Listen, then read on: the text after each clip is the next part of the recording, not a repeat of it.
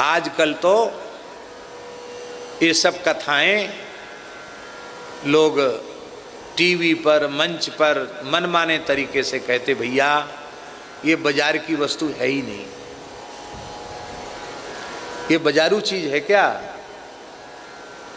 बड़े बड़े अमलात्मा, विमलात्मा, योगींद्र, महामुनीन्द्र, परमहंसों को जो रस दुर्लभ है, ब्रह्मादि देवताओं को जो रस दुर्लभ है, उमा, रमा, सची, शारदा जिसके लिए ललचा रही हैं, वो रस कोई बाजार की वस्तु है।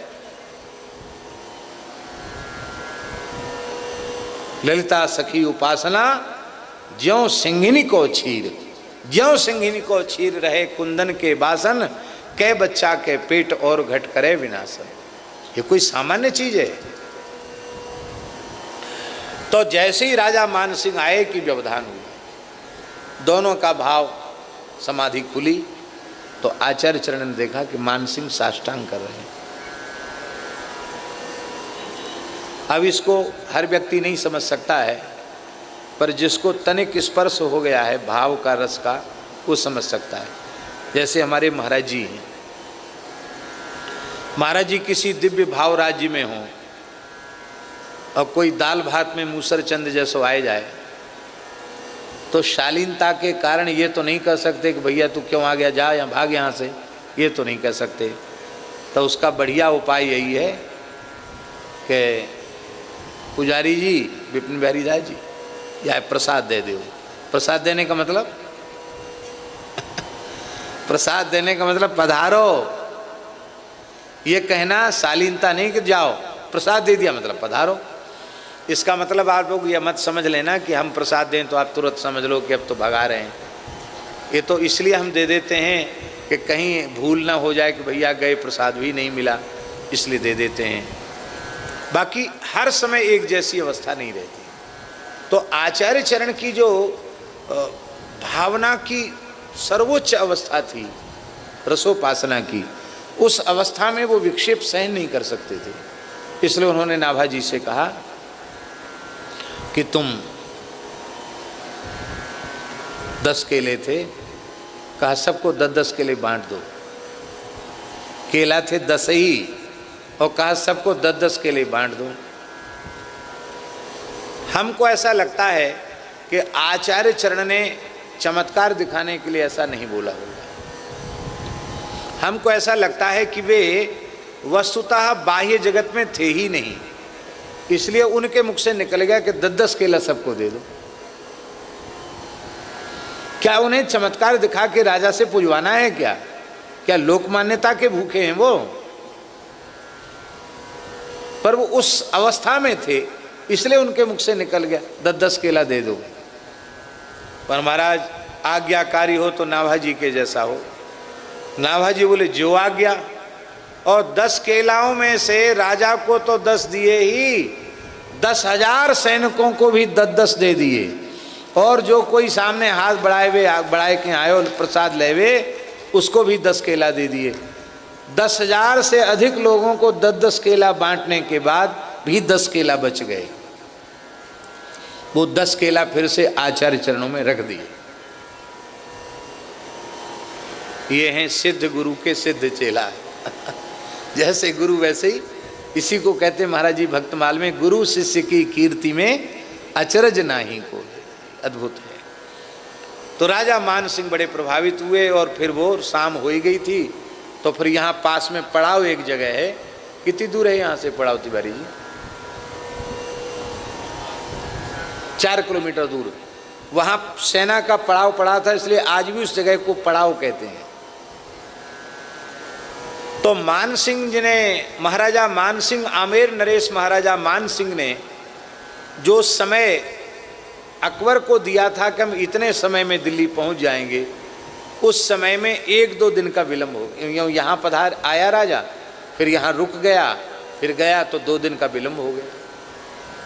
तो अकबर ने पूछा कि आपके आने में विलंब क्यों हुआ? तो मान सिंह जी ने सारी बात बताई कि ऐसे ऐसे हम रेवासा पीठ में अपने गुरुदेव का दर्शन करते हुए आए हैं, और वहाँ की ये 10-10 केला वाली घटना भी सुनाई। कि महाराज 10-10 में ही सब तृप्त हो गए एकदम। सबको नई शक्ति आ गई। तब अकबर ने विचार किया कि मुझे भी दर्शन करना चाहिए। हम तो जब तुलनात्मक अध्ययन करते हैं तो स्वामी श्री हरिदास जी का चरित्र और स्वामी श्री अग्रदास जी का चरित्र, दोनों के चरित्र में बहुत साम्यता है। वहाँ भी नृपति द्वार ठाणे रहें दर्शन आशा जाच की, यहाँ भी नृपति द्वार ठाणे रहें। मान सिंह खड़े 3-3 घंटे तक, महाराज भीतर चले गए। अकबर यहाँ भी आया, अकबर वहाँ भी आया। अकबर चलकर दो महापुरुषों के पास, वृंदावन में स्वामी हरिदास जी के पास और यहाँ श्री अग्रदास जी के पास अकबर आया। तो अकबर जब यहाँ स्वामी श्री अग्रदेवाचार्य जी का दर्शन करने के लिए आया तो ये बट का वृक्ष, आप गए? अभी नहीं, अभी पधारे, गए आप बट वृक्ष में? तो बट वृक्ष के नीचे आचार्य चरण विराजे। वो वृक्ष उन्हीं के समय का है। आचार्य चरण वट वृक्ष के नीचे विराजे और भोर भोर में अकबर पहुंच गया। तो उस समय श्री स्वामी जी, अग्र स्वामी जी दातुन कर रहे थे, प्रभाती कर रहे थे। तो अकबर ने पूछा कि भाई हम दर्शन करने आए हैं। किसका दर्शन करने? बोले एक बड़े ऊंचे सिद्ध फकीर हैं स्वामी अग्रदास जी, उनका दर्शन करने आए। तो उन्होंने कहा कि मुझे ही लोग कहते हैं जिसको तुम खोज रहे हो मैं वही हूँ। उसे बड़ा आश्चर्य हुआ कि हम तो सोचते थे पता नहीं कैसे रहते होंगे, राजा महाराजा मान सिंह के गुरुजी हैं, कैसे महलों में, ये तो जंगल में रह रहे हैं, कुंज में रह रहे हैं, एक लंगोटी है। महापुरुषों के पास क्या होता था?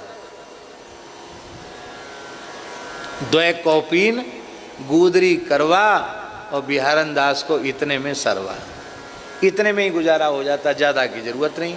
उसे बड़ा आश्चर्य हुआ कि इतनी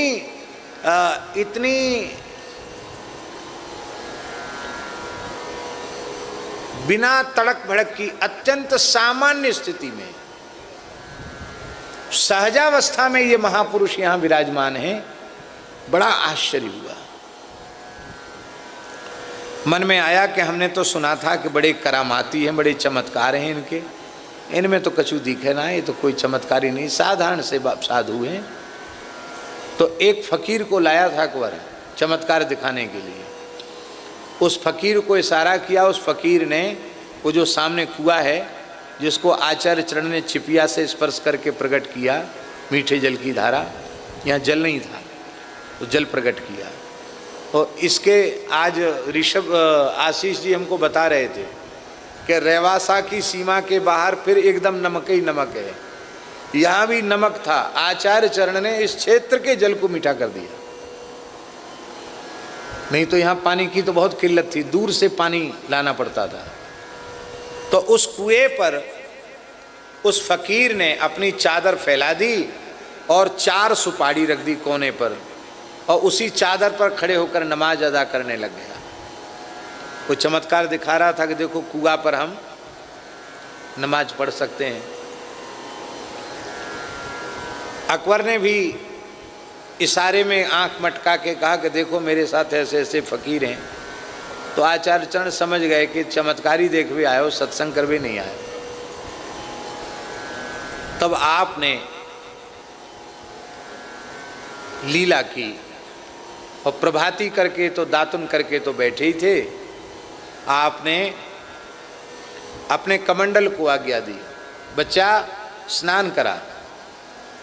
तो कमंडल अपने आप कुआं से जल ले लेके आवे और महाराज के ऊपर जल डाले। सैकड़ों कमंडल जल से आपने स्नान किया। स्नान करने के बाद आचार्य चरण ने किसी को बुलाया नहीं, अचला लंगोटी को आ गया कि भाई वस्त्र पहनना है। तो अचला लंगोटी कौपीन स्वयं चल के आ गया, आपने धारण कर लिया श्रीअंग में। फिर आपने अपने मृगचर्म को ऊपर उछाल दिया आकाश में, तो 200-300 हाथ ऊपर उनका मृगचर्म चला गया। आचार्य चरण उस पर विराज गए आकाश में, और विराज गए। और वहीं आपने स्वरूप पधराया, तिलक धारण किया, वहीं स्वरूप पधराया, वहीं जप किया, वहीं ध्यान किया। और चमत्कार दिखाना था तो वहीं अग्नि प्रकट करके वहीं हवन किया,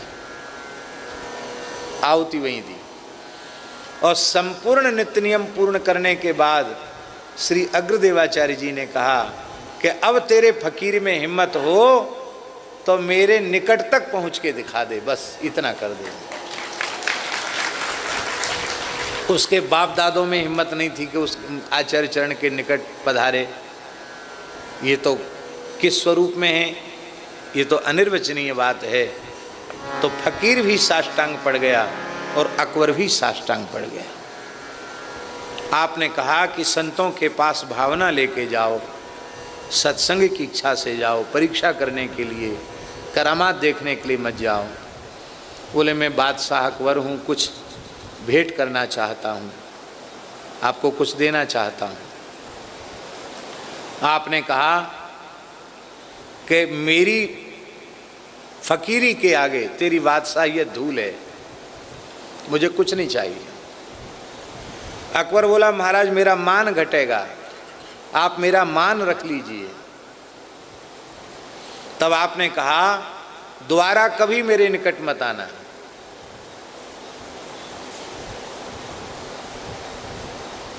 हम लोग तो कहते हैं कि मंत्री जी आप फिर से कब आएंगे, थोड़ा पहले संकेत कर देना।